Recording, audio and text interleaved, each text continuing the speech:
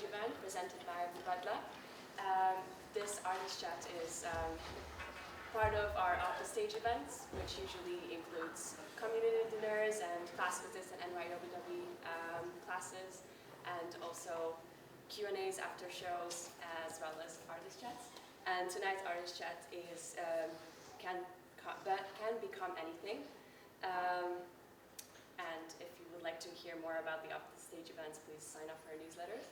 And I would like to welcome visiting lecturer of the other program, Özlem Özhabeş, directors and creators of Petit, Karthika Naïr Deepak Unnikrishnan. Welcome, thank you so much, and enjoy our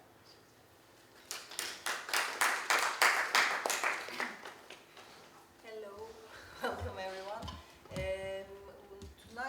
Today we are going to be talking about the collaboration, Karthika and Deepak's collaboration on Petit, and I'll try to moderate it.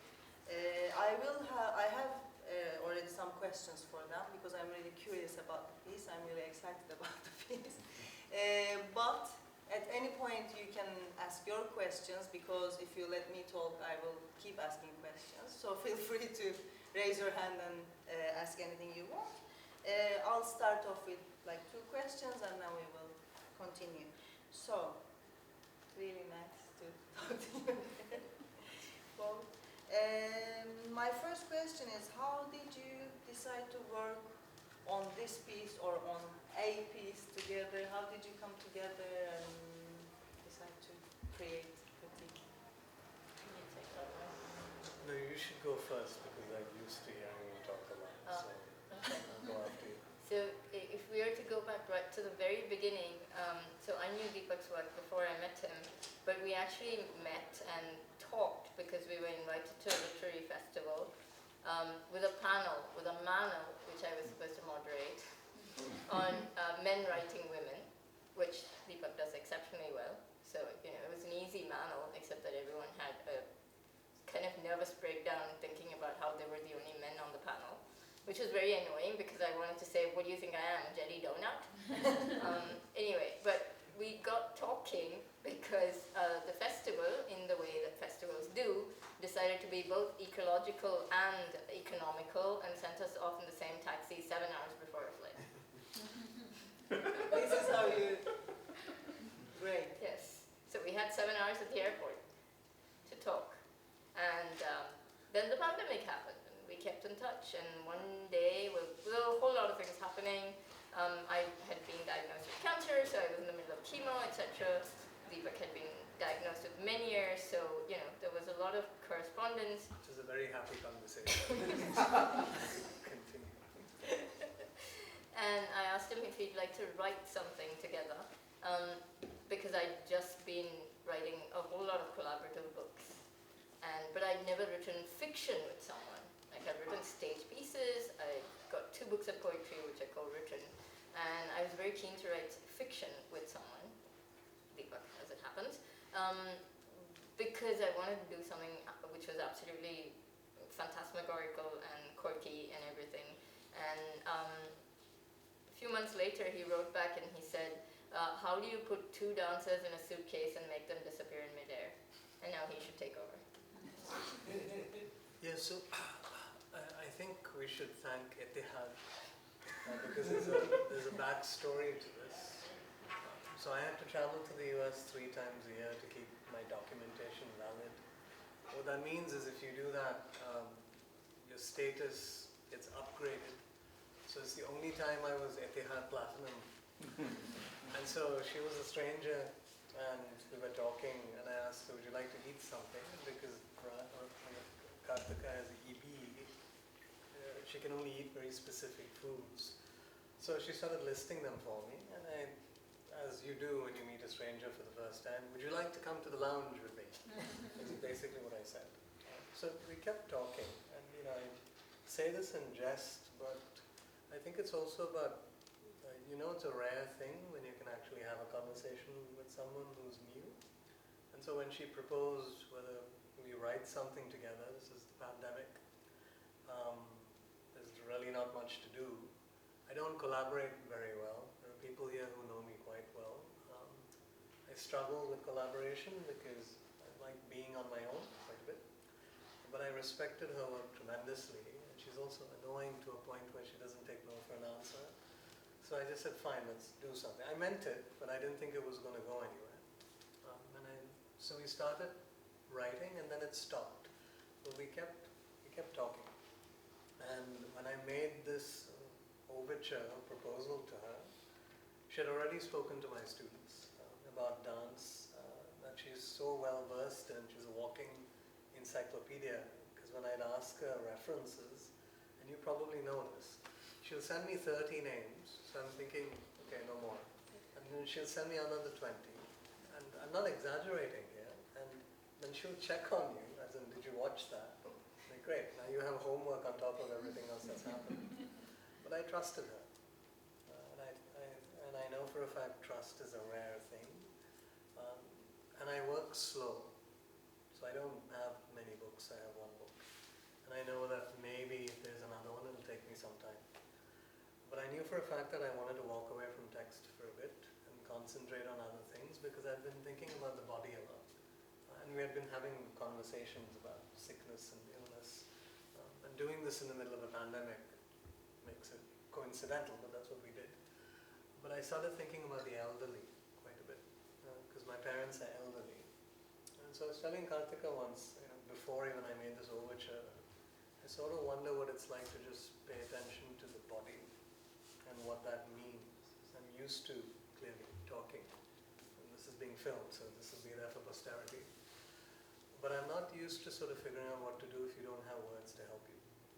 And because I've been watching my parents for quite some time, and we talk about our parents quite a bit, because we come from the same state, although we've never really lived there for long periods, in India, Kerala. So that got me thinking. So when I said yes, the master plan was to sort of figure out what it could be, because that's what she titled it in the email, can be anything.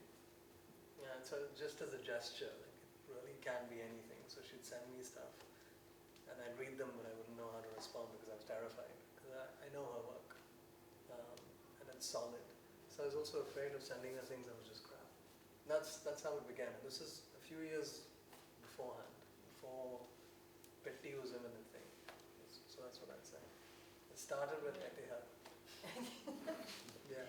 With Apple Cloudy, That's which right. was a beverage Etihad Airways lounge had. Yeah, that's right. So, I say the lounge thing in jest, but I think at the end of the day, and I don't identify as an artist. I've never told people that's what I do. My parents tell everybody I teach because it's more palatable. But when you know that you've met a mind that you want to just sort of spend more time with, you invite them to the lounge as you do in Kochi on a Bangalore airport. We could talk, and I think from those exchanges I also started to realize very quickly that we could disagree, and that's very important to me. You can disagree with someone and at the same time pick up on not necessarily the same subject, but something else later on, whether it's going to be anything. So that's how it started with friendship, as cliche as it gets. Not usually. I mean, in this production world of reality, not usually, I'd say. Yeah. I should say it started with enormous kindness, and it was a period when I was kept alive by kindness, by a lot of people who were in town. To be with nearly zero immunity during a pandemic is quite an experience, but also kindness from afar, because Deepak and Raya became part of my everyday. Yeah. And we could joke around, because I know when she first came to Abu Dhabi, she was worried about, we had so many PCR tests, and if you probe her, it's really problematic. So I was telling her, the minute you land, if no one's paying attention to you, just shout person of determination, and they'll just stay away from you, because they won't know what to do with you. So, and so we could have those kinds of conversation where it wasn't precious. There's a preciousness about sickness that I don't particularly like, partly because of my own personal experience, and also because of family members who struggle with various things. So the fact that we could kid around, I think, helped a great deal. Yeah, you really need people who can make very bad body jokes around you.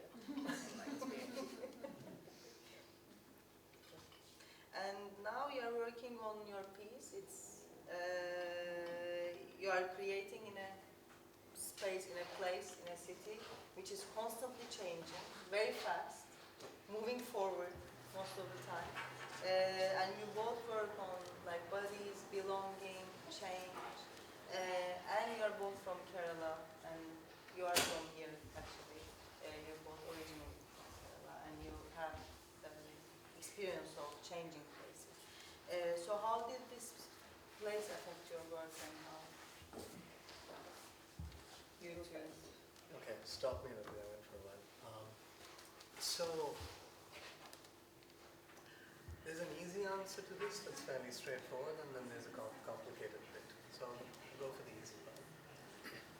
We're just two people who are part of the project, but we have many people on stage who are rehearsing right now who come from different spaces and pockets of experience. So, I'll name a few. We'll get to all of them by the time we're done. So for instance, Saju Hari, who's also rooted in Kerala, fellow Malayali, but is a Kalaripayat expert in the martial art of Kerala. And there's a way in which people move when you sort of know this art form. But then there's also the history, because now he lives in London, does work in the UK, but has also traveled. But he innately understands documentation.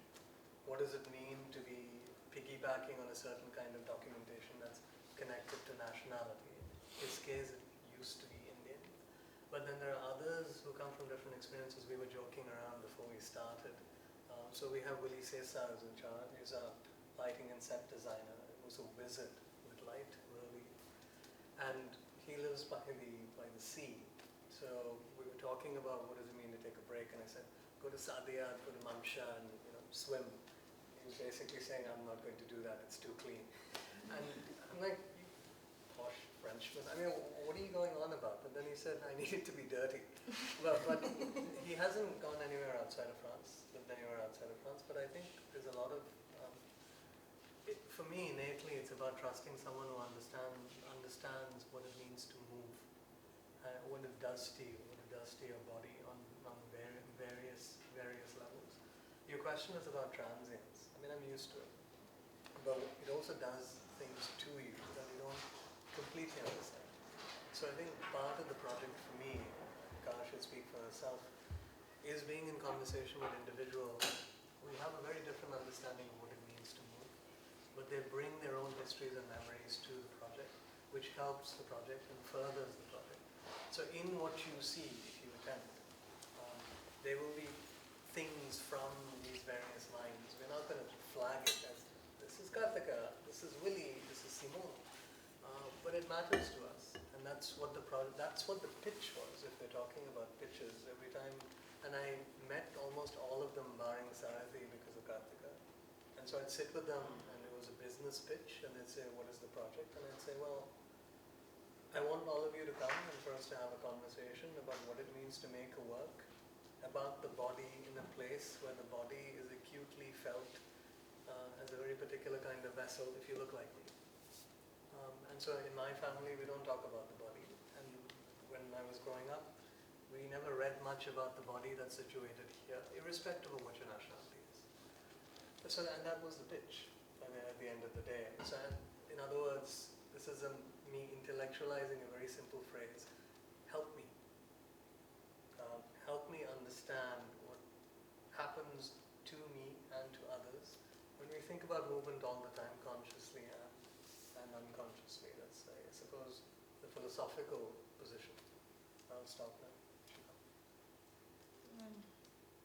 It's sort of threefold. First of all, this place of transience, even though I've never lived here, I was just thinking about it when we were doing R&D here. So, like any average Malayali person from Kerala, even when we're not in this part of the world, some part of our lives is. So, between, say, the late 80s and just before the pandemic, there's never been a time when there have been fewer than, say, 10 people from my family in the region. And it averaged, I mean, it varied between 10 and 20. And it's, there were generations of blue-collared workers workers, pink-collared workers, then white-collared workers, all mixed, and also, you know, first generation, second generation, third generation, moving, staying, going back, some of them living in very recognizable conditions during the pandemic, etc. A lot of them moved back as soon as they could after the pandemic. There's a certain way the body moves, which Deepak mentioned. There's a certain way the body learns to react. When your uncle never sits at the dining table for more than 20 minutes because he's trained himself to eat within that time, because that was all he used to get. You also recognize that when you're around in different environments. That's as far as, you know, being in another place of transience is concerned. But for me, the greatest place of transience is sort of my own body. So I was born with RDEB. It's a degenerative chronic condition, and belonging in my body is the hardest, is sort of the thing that I'm constantly struggling with. So a place is a second layer, and it's never as relevant as, I mean, it is always relevant, but never as relevant as this sort of constant back and forth with the body. And thirdly, I'm actually terribly spoiled. What I've done essentially is, you know, Deepak mentioned the 20-30 names, but the people who are working with 50, several of them, starting with Willie, I've been working with Willie now for 16 years, something more. We've worked across continents. We've, you know, I always say I call Willie when there's 6 impossible things to do before breakfast. Paraphrasing Alice in Wonderland, actually through the looking glass. But these are people I trust, and I didn't need to say much because they heard Deepak and they just absolutely loved the quality of his thought and what he was trying to explore with whoever would join in, and these are people who joined in. Because of course there are people who talk to the project, you talk to the project about, and they may not have the same responses. We have had people I'm also fond of, but who did not have the same connection. These are people for whom the box meant something, exploring meant something, being in a place of transience which they know or do not know. Most of them don't. Sathi does. George, who is the illustrator, who's also Malayali like us, never lived here, but it's kind of the same history of connection, of vicarious life.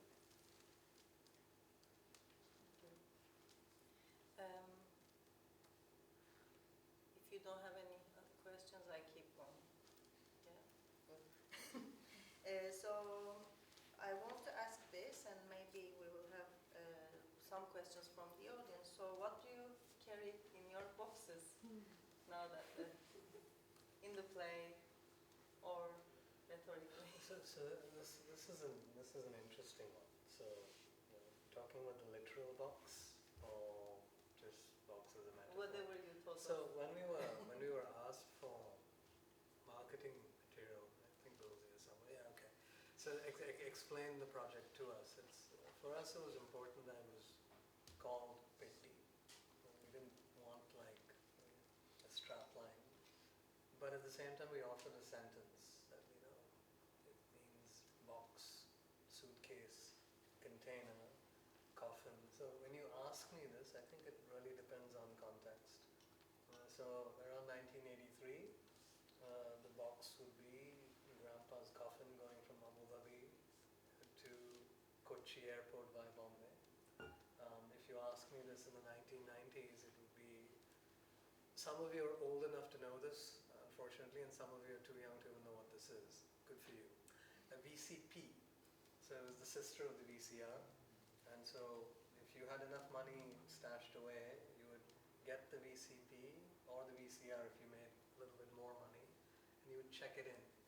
So that when you landed in Kochi airport, on the conveyor belt, the VCP or the VCR would just sort of, you know, announce itself to everybody, and people would start looking at, whoa, okay. You know, it sort of made it.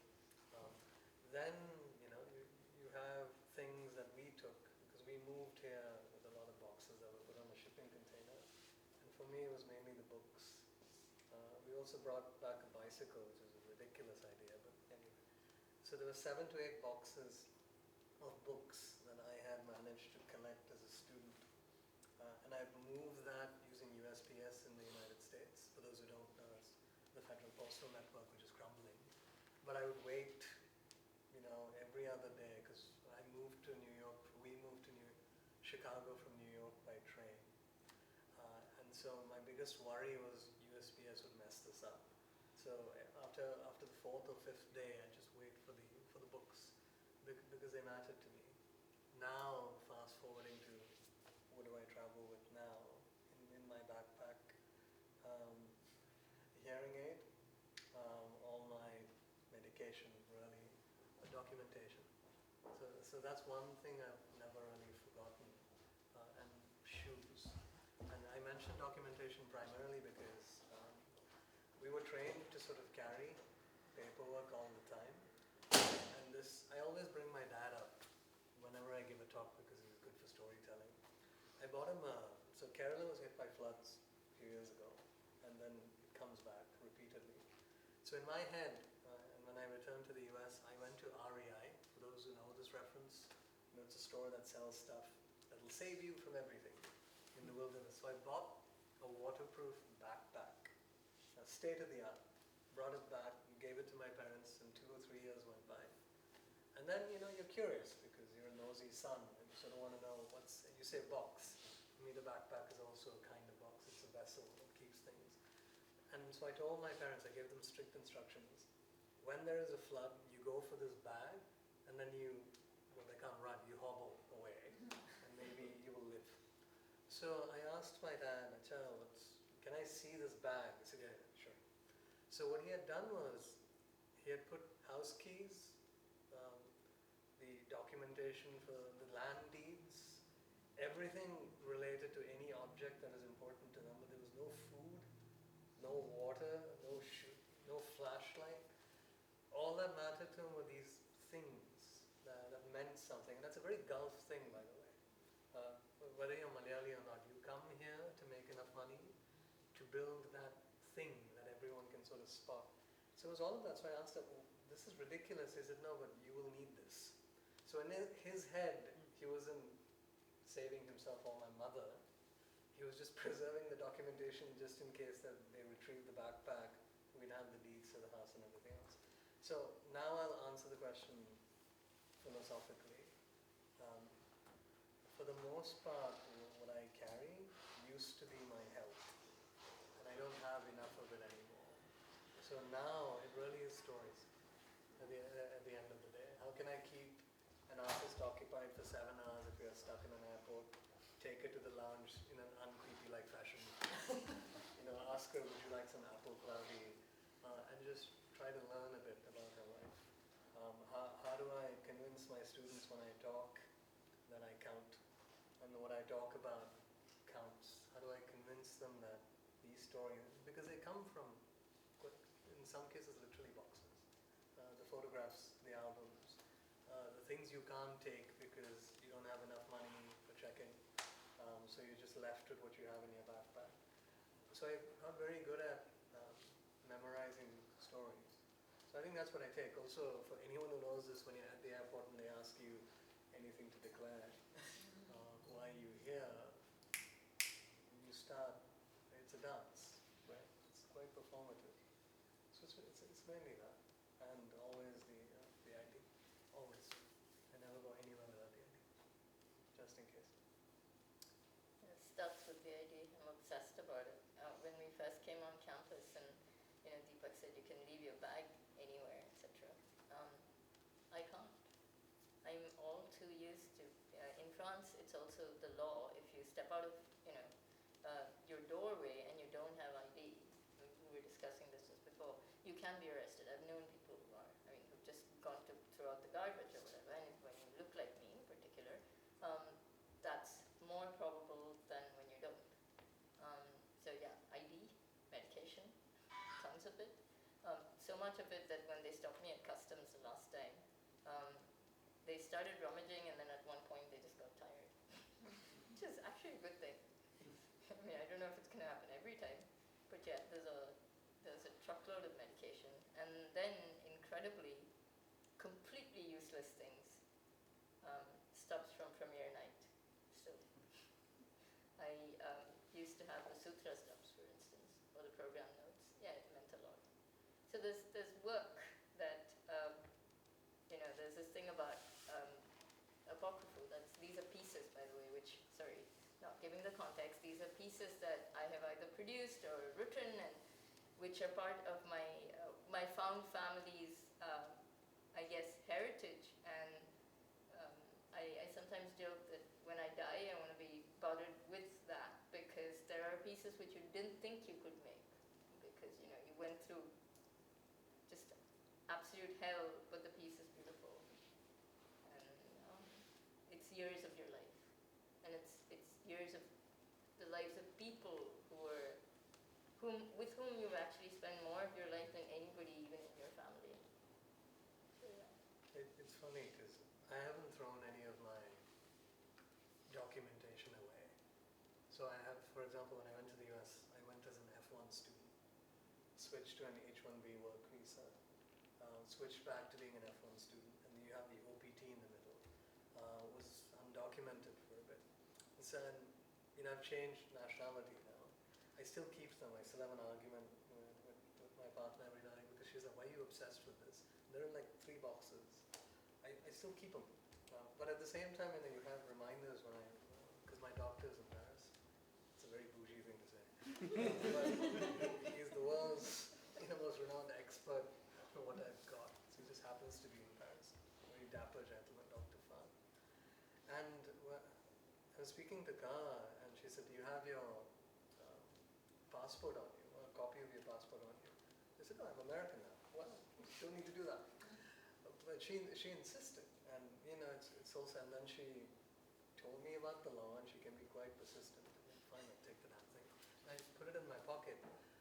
But I think these reminders are necessary, because she reminded me of my dad, because I've always carried a copy of my residence visa since I was like 12 or 13 when I used to live here. Because he was just obsessed with it. He said, they need to know who you are. I said, I'm a kid. He said, I don't care. So when you think, all right, you've moved away from a certain situation, at the same time you're brought back to life. Those reminders, I think, are helpful. Yeah. Thank you. Any questions?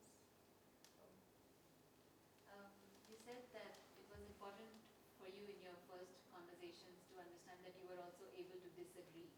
Yeah. So in the making of Pet Tea, can you tell us any disagreements you've had and how that affected the project?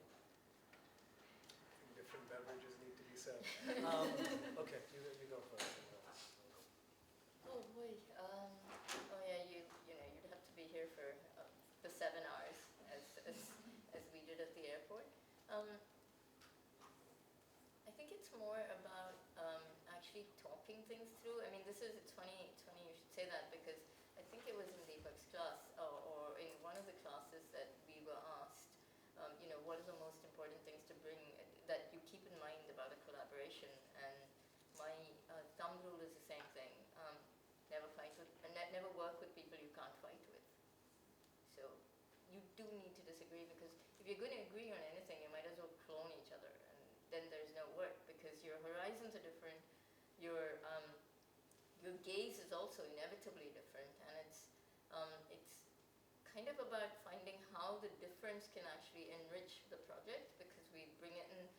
There's 2 of us here, but there's 9 people who are working on stage, one of whom is busy painting an entire city into being, 6 of whom are moving, and 3 of whom are actually singing and moving. So the musicians who are also dancing. So there's a new world for them.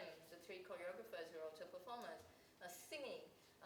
We call it a laboratory rather than production, as Bill and Veem and Dana and everyone from the Art Center would attest. It's because of this. It's because we're all stepping out of comfort zones, and that will inevitably bring disagreements. Like our illustrator, after having spent the entire time conceptualizing how to paint everything you're going to see and a lot of things you're not going to see, at one point had this epiphany that actually maybe nothing should be painted. So it's also about working through changes. That was this morning, by the way. just so they, So yeah, and that's like 72 hours, not even before we premiere.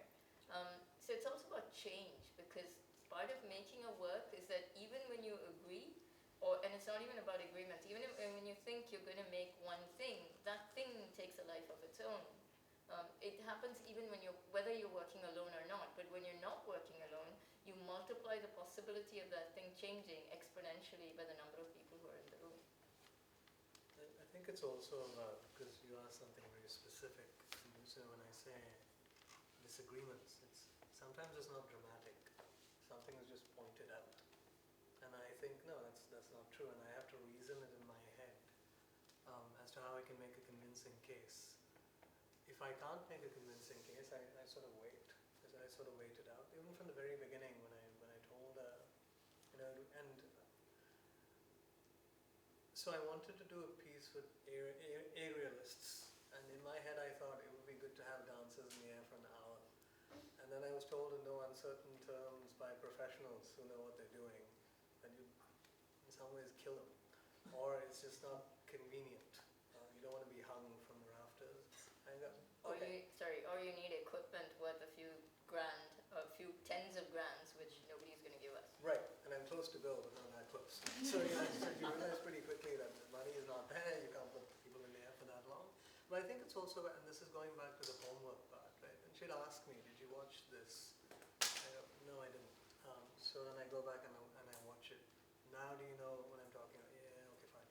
Yeah, now I do. So then I sort of revise my position, because she has more intel, but at the same time, you also want to one-up, not necessarily one-up the artist, but bring something to the table. So when they came for the R&D, in November, not all of them, but a few of them, Simon, Willie, Sarathi, and Simon, he has a credit as the prop maker extraordinaire, but he's so much more than that. There's a sensitivity and intuition that he brings to the project that I wasn't anticipating, because I just met him. So when they came, I was sort of wondering, how do I make you understand the city? I didn't want to give them a lot of books. I wasn't going to give them what I wrote, saying, read me, you'll find out this. So I took them for a walk. I took them to restaurants. And I said, let's eat here. And it was my way of sort of providing intel as to how the place could sort of work. In a similar fashion as to, how she was providing me intel. As we hear, and I haven't gone through the complete list, she knows this, but she loves me now. But it's more to do with, you need to prep.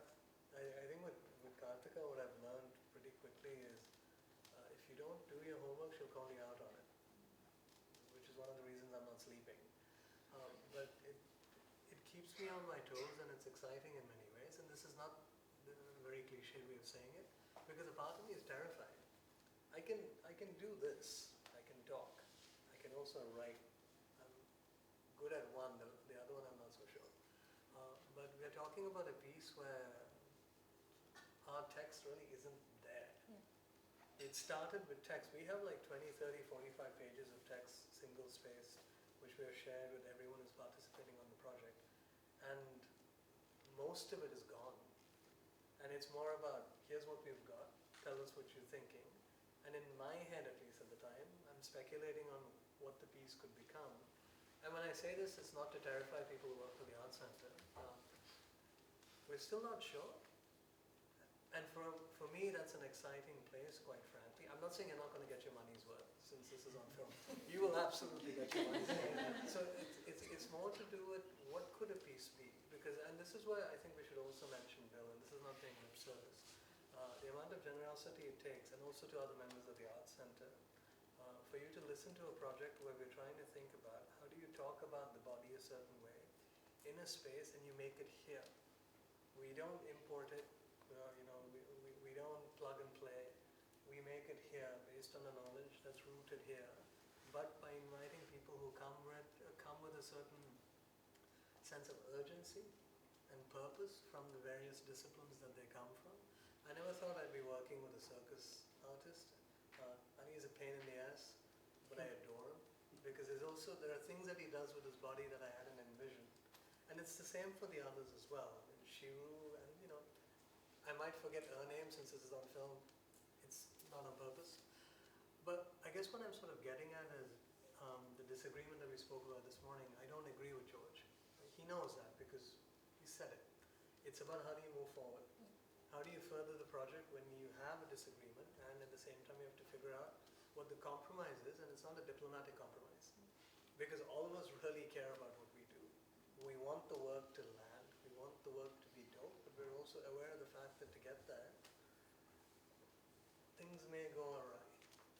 And we sort of, I'm not saying we're okay with that, but I genuinely believe it's part of the process. And that's why when we pitched it to the Arts Center, we were also telling them, we want this to be a laboratory, because they came back to me when we told, like Sarathi for instance, and I said, you come up with the music, but then you read the script, and then you tell us what you think about what's going to be on stage. I said, come again? I said, no, I'll do the music. I said, no, we want to hear from you. How would this sort of work? And it was the same pitch given to everybody. You have a say in how this is going to come to be. And we meant that. And now I sort of think we should have been a little bit more dictatorial, but because we meant it, not only do you need to talk the talk, you have to walk the walk as well. And that for me has been a steep learning curve. I'm lone wolf, lone Malu wolf, which is not great. But I've had to learn. I've had to learn how to sort of, this is ironic because my next sentence is how to stop talking. And I just realized I've been speaking for the past 10 minutes. But doing that, figuring out how to listen differently, which is also ironic because I have a hearing issue. So, when we speak about the stage, and this is where Car comes in really handy, I say, I want to do this sonically, but I'm hearing it this way. Can that happen on stage? And then she would hear me out, and we'd have a conversation with Sarathi and the others. And I'm not saying they'll make it happen, but they're aware of it. There's a hyper-awareness of the body, and I think that's it's quite nice. It's a privilege, because I don't know if this is going to happen again. To me. For her, no, she's been in the business for a long time. For me, not so much. Well, it's also about whether you want to, because we've completely taken over his life. There's 9 of us, and I don't think that Aya sees him as much as we do, She because does not. Yeah. there's like 16 hours of the day, and it is our life. This is what we signed up for. Deepak didn't, nor did Raya, nor did his larger family or anything. A lot of us are, that's also kind of why you find a community. Many of us have been working with each other for close to 2 decades, because you don't spend months away from whatever passes for home with people you cannot disagree with. And to, come back to there's also, disagreement isn't necessarily, verbal, or it's also about change and adapting. To begin with, I never got the work of fiction which I wanted us to work on. That just vanished. But I should also say, and this is going to sound like a Hallmark movie, but who cares? It's also jump-started my process, because I think I was sort of stuck. This is the best way I can intellectualize this. We found a dog in the street around 2 years ago, during the pandemic. And so every time I sort of take him for a walk, this is how I've seen the sunrise for the past 2 years, because of this mutt. He's got this, he does this thing, and we've been doing the same thing, going the same route, for the past 2.5 years. I sort of miss that when I write, because I've been sort of missing that. And I have that, not every day, because some days are worse. But when I walk into the theater, or when we are talking, there's that moment where you sort of,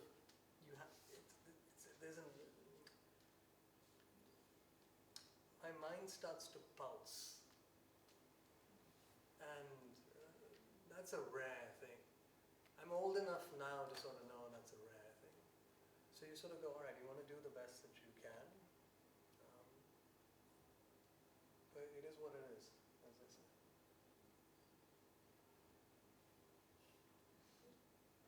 Anyone with any other question? So much profundity in the Then I have one, if you don't. Do we still have time? Yeah. So we've been talking about the difficulties of of collaboration. But then, what is the freeing aspect of collaboration? And two questions at the same time. I somehow relate them in my mind, but I cannot with words. And also, like these freeing aspects of collaboration somehow bring poetry onto stage, onto bodies or different ways of telling stories or non-stories, and then those back to poetry and words. So, what is the freeing aspect of working with poetry and collaboration? Again, at the risk of using a cliche, that the sum is so much bigger than the part. So I can put things on paper, and I can do that with the absolute knowledge. So we were talking with your class about how one scripts dance as opposed to say, theater or cinema, etc. And I put in things which I know in my head will be taken by, say, the set and lighting designer, will be taken by the composer, will be taken up most importantly by the choreographers. And it's, for me, and this is why you do it despite the impossible hours and the absolute lack of anything like a bank balance, it's pure alchemy. It's pure alchemy because it's like the sequence I showed you in Desh. I showed the class in Desh, where I write a story and the story just, it will become beautiful as a book because Joelle, again, collaboration, because Joelle, my illustrator associate, is just brilliant at what she does. And so visually it just becomes another world, right? But on stage you're actually breathing it and you have only that moment, right? That's why we work in performing arts because like Merce Cunningham famously said, you go watch dance like you go watch a dying relative whom you love. You're never going to see it again. Not in the same way. But that which you see can be just so incredibly magical because there are all these other minds and imaginations that have fed it. And that's an extraordinary thing to do. I have to say, I need to go back around 2 or 3 years because I know Leila is here, Leila Suleiman, the theatre artist, adapted the only book I've written and worked with students and folks who are necessarily professional actors and invited me to sort of come in and disrupt the scene 2 or 3 times. And I sort of envied what was going on. And when I was writing the book, stand-up comedy was a big deal for me. And I watch all of these interviews with comedians I adore, and I still do, especially George Carlin. And somebody said something about feedback, saying, when you're on stage, especially when you're thinking about comedy, feedback is immediate. You know if it lands or if it doesn't. And it's a very particular kind of high. So, when I was permitted to attend rehearsals when she was conducting or orchestrating everything, not just Leila, for Star as well, I sort of wondered whether I could get a little bit of a taste. But around the time Kami had been talking, and she did say the same thing that she just mentioned. She said, you realize that dance is ephemeral, that you put something out there and it disappears and that's it. It's very different to a book. But in my head, right, because I'm a rogue at heart, and but you could return to it. And it's not the same. The book, when I'm done, if it's ever published, that's what it is. I'm never going to return to it and change it up. But this is slightly different. And for me, it's not just exciting, it's humbling in many ways, because we're inviting you to come to help us troubleshoot. We've invited Leila to do the same. But there are also other things that happen on the sidelines. And I mentioned 2 student examples. So Danute has been helping us out, and she's a student in the MFA in Visual Art. Attended the only run we've really done, the first proper one, and sent us notes, right? Normally, you'd think, all right, be very kind and thank you for letting me attend all of that. But it was very detailed, astute, intricate, and talked about everything that the 2 of us had talked about afterwards, because it hadn't landed, if I'm being completely honest. And so we thought about it and went, okay, so it's consistent. At the same time, I advised a student who's also here, Adele, right? And this is normally how advising works, theoretically, for an academic. You walk into the space and everyone understands that you are the overlord, and you will give them information about life and their work. And you have mastery over everything. And then you leave and you change their life, and when they win anything grand, they will drop your name. What she does is, and Terry is responsible for Terry Geis and Tina Sherwell. And this is not an MFA plug, by the way. Because it was astonishing what happened. She's supposed to have a write-up of these sessions. But at the same time, when we have these sessions, she's supposed to sort of tell me what it is that she's been working on, etc., etc. And I realized after the third or fourth session, and I sort of mentioned this to you, and I talk about this to Raya a lot, I didn't know 80% of the references. So I wasn't pretending that I knew them, but I didn't know. So I have homework from her, and then I have homework from a student I'm supposed to be advising. And I sort of go, this is also relevant, because I'm learning. And I think that's something that I genuinely miss sometimes when I write. It's not just about processing the world and telling people what I think. It's also about knowing innately and acutely that I am learning and continuing to learn. To do that properly, what I'm discovering is collaboration is a useful drug. Because I have to cede control, and I adore control, I really do. So when I'm in the room and I'm listening to people, and sometimes I'm just listening, I don't understand certain terminologies. Like when the musicians were talking the other day, I don't remember the musical references. I'm like, what does that even mean? And sometimes it's about remembering to ask those questions repeatedly. So, I don't want the takeaway to be, it's been difficult. I think it's just because I'm so far out of my comfort zone that I don't even know which border I'm at. And that's sort of okay, because I'll end on a word that I sort of began the conversation with, trust. I trust him. I genuinely do. Because I'm aware of the fact that if I need help, I could just ask for it and someone could have a conversation with me.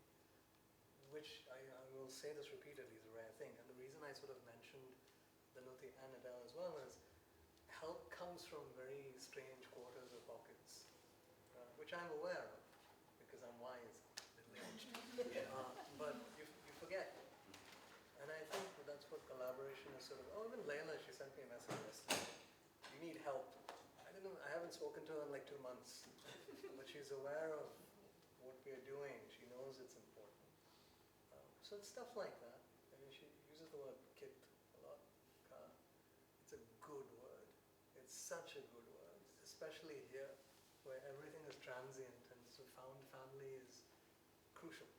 But I come from, a personality that is afraid to trust for far too long. So, the moments that we have are kind of nice. So the takeaway is collaboration is cool. Sometimes. No, it's helpful. No, I'd add to that it goes beyond the stage in the sense that it's, you mentioned the word kith, and I use it because when I'm with the page, I'm with the page. The page does not talk back to me. It does, but in a different way. When I'm with them, and there's a varying unit of thems, but I can do the things that my body will never let me do. Larbi said to me very soon after we started working together, you don't think it's by accident that you're working in dance, do you? Because, I have a magnificently dysfunctional body. But I've gone to the Shaolin temple 10 days after surgery with people who knew what that meant, were willing to take the risk. But we're not doing it out of kindness. It's also because I was the only bloody person who would know what to do when someone lost a passport or their wallet, which happens unfortunately all too often, or things like that. So it's if I'm to strip it down, it's where I'm most functional, and therefore where I'm accepted with everything that makes the whole process actually very unpredictable, and there's acceptance on both sides.